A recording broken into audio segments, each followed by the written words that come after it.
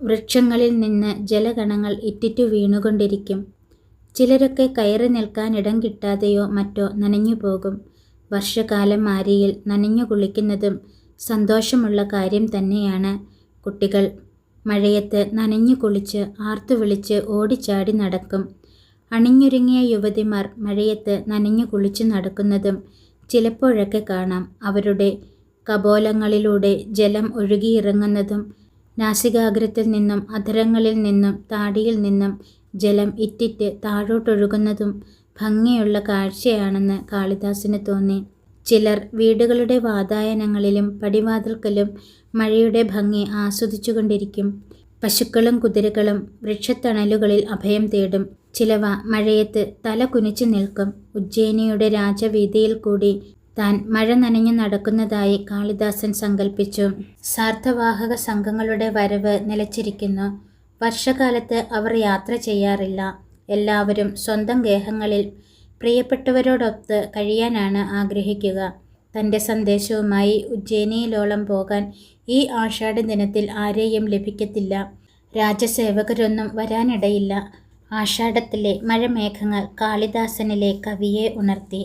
മഴമേഘങ്ങൾ കടുത്ത വെയിലിൻ്റെ ചൂടിൽ നിന്നും പഥികരെ രക്ഷിക്കാൻ സാന്ത്വനവുമായി വരുന്നു. പക്ഷേ പ്രിയപ്പെട്ടവരുടെ വിരഹം മനസ്സിൽ ഭാരമായി വളർത്തുന്നതും ഈ കാർമുകിലുകളുടെ സാന്നിധ്യമല്ലേ?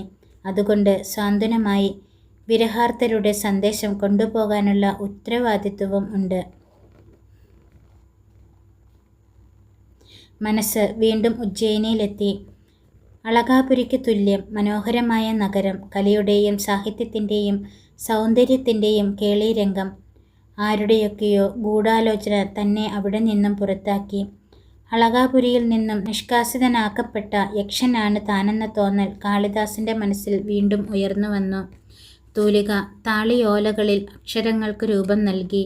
മനോഹരങ്ങളായ ചെറു ശ്ലോകങ്ങളുടെ ഒരു മാല രൂപപ്പെട്ടു. ഉജ്ജയിനിയിലെ കൊട്ടാരത്തിൽ മല്ലിക ദിവസങ്ങൾ എണ്ണിക്കഴിഞ്ഞു.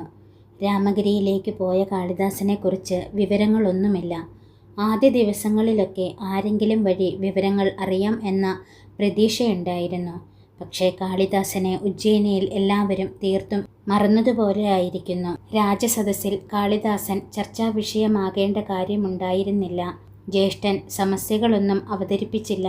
അതുകൊണ്ട് തന്നെ മനോഹരമായ ശ്ലോകത്തിനായി കാളിദാസനെ ആരും കാത്തിരുന്നില്ല. സമസ്യാപൂർത്തിയുടെ മനോഹാരിത കണ്ട് ആരും കാളിദാസനെ അഭിനന്ദിച്ചില്ല. രാജസദസ്സിലെ അംഗങ്ങൾ കാളിദാസനില്ലാത്തതുകൊണ്ട് തങ്ങൾ ഉണ്ട് എന്ന ബോധമുണ്ടായിരുന്നു. കാളിദാസൻ്റെ രചനകൾക്ക് ഖ്യാതി ലഭിച്ചതോടുകൂടി നിഷ്പ്രഭയായവർ കാളിദാസൻ്റെ അഭാവത്തിൽ വീണ്ടും തെളിയാൻ തുടങ്ങിയിരിക്കുന്നു.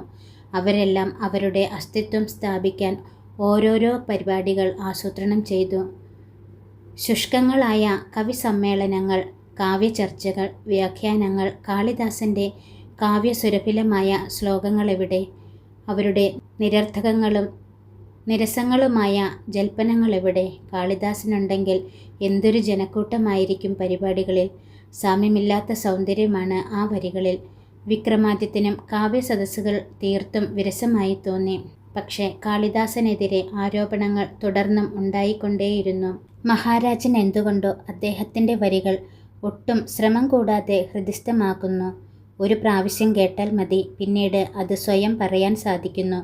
എന്തോ മാന്ത്രികതയുണ്ടെന്ന് തോന്നുന്നു. ശശിവർമ്മൻ പറഞ്ഞു.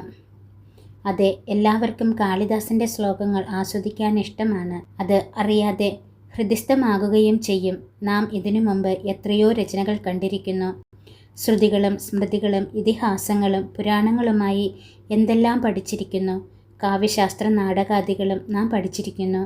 ഗുരുകുലത്തിൽ പഠിപ്പിക്കുകയും ചെയ്യുന്നു.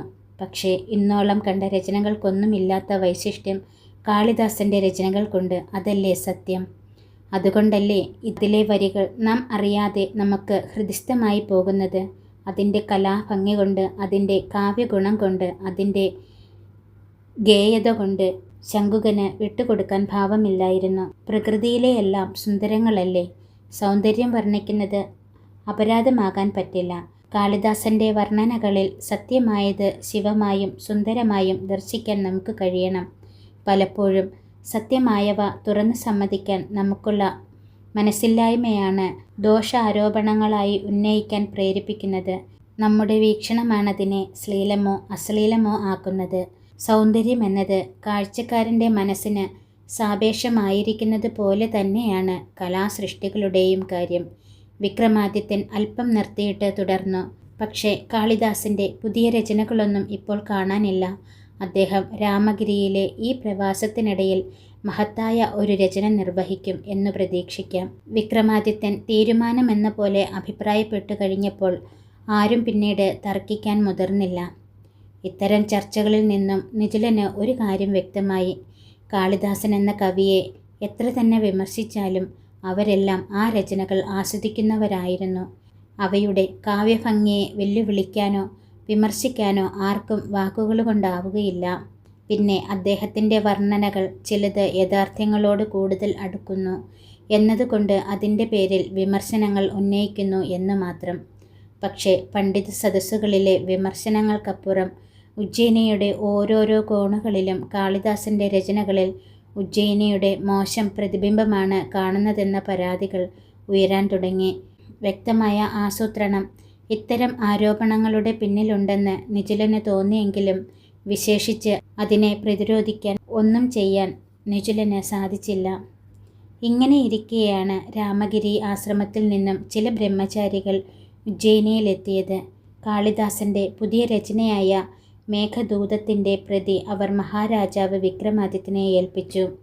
വിക്രമാദിത്യൻ ഉടൻ തന്നെ അതിൻ്റെ പ്രതികൾ തയ്യാറാക്കി വിദ്വത് സദസ്സിലെ എല്ലാവർക്കും നൽകാൻ ആജ്ഞ നൽകി. വൈകാതെ മേഘദൂതത്തിൻ്റെ പ്രതിലിപികൾ സഹൃദയ ലോകത്തിന് ലഭിച്ചു.